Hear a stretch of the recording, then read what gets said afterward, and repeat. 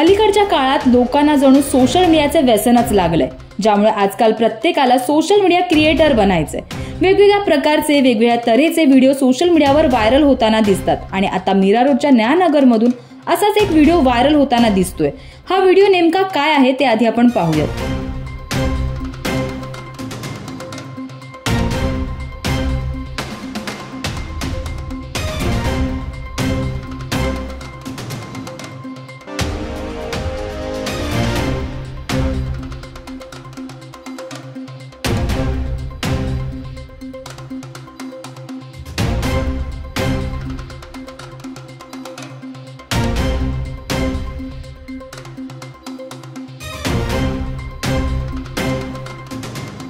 जसं की तुम्ही पाहिलं की न्यायनगर येथून समोर आलेल्या या व्हिडिओमध्ये एक व्यक्ती स्कूटरवर स्टंट करताना दिसतोय।